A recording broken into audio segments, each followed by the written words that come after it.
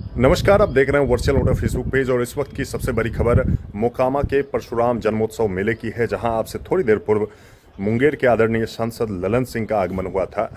2024 के लोकसभा चुनाव के बाद शायद यह मोकामा में उनका पहला आगमन था और इस आगमन के उपरांत उन्होंने बाबा परशुराम की पूजा अर्चना की, जिसके बाद परशुराम मंदिर सेवा समिति के सदस्यों के द्वारा उनका स्वागत किया गया और मीडिया को संबोधन करते हुए मोकामा के सर्वांगीण विकास को लेकर केंद्रीय और राज्य सरकार किस तरह से कार्य कर रही है, जिसको लेकर उन्होंने एक ब्यौरा दिया।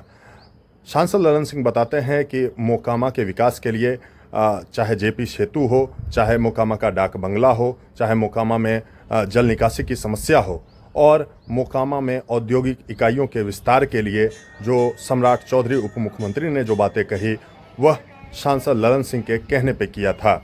आप देख रहे हैं वर्चुअल मोटा फेसबुक पेज, पूरी वीडियो देखें। मैं आपसे देखिए, मोकामा में आप लोगों को मालूम है, एक बार आदरणीय मुख्यमंत्री नीतीश कुमार जी आए, उनसे हम लोगों ने आग्रह किया था और हम लोगों के आग्रह को स्वीकार करते हुए परशुराम जयंती को राजकीय समारोह का दर्जा उन्होंने दिया था। अभी इस बार परशुराम जयंती के अवसर पर मेरे विशेष आग्रह पर उप मुख्यमंत्री सम्राट चौधरी जी आए, नगर विकास मंत्री देवेश मिश्रा जी आए।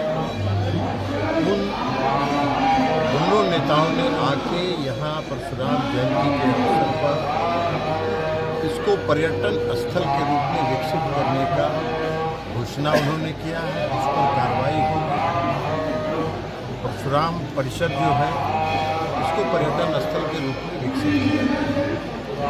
ये राज्य सरकार का फैसला। अब आप लोगों को मालूम है कि मोकामा में अभी माननीय मुख्यमंत्री जी ने प्रगति यात्रा के बाद जो निर्णय किया, उस निर्णय में एक बहुत बड़ा उपलब्धि मोकामा के लिए है कि जो बख्तियारपुर तक स्वीकृत जो जेपी गंगा पथ है, उस जेपी गंगा पथ को मोकामा तक बढ़ाने का उन्होंने निर्णय किया। उसकी कैबिनेट ने, मंत्रिपरिषद ने उसको स्वीकृति दे दी। अब जो जेपी गंगा पथ पटना से चलेगा, वो सीधे मोकामा तक आकर और जो श्री कृष्ण सेतु है उससे वो जुड़ जाएगा। तो ये मोकामा के विकास में एक बड़ा कदम है।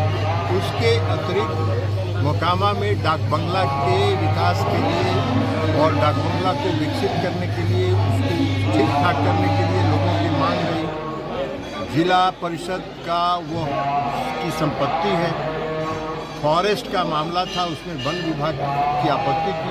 वन विभाग ने उसका क्लियरेंस दिया और क्लियरेंस देने के बाद जिला परिषद को एक राशि होता है जो वाइल्ड लाइफ बोर्ड का तय राशि है, वो जमा करना था। जिला परिषद ने वो राशि जमा कर दी।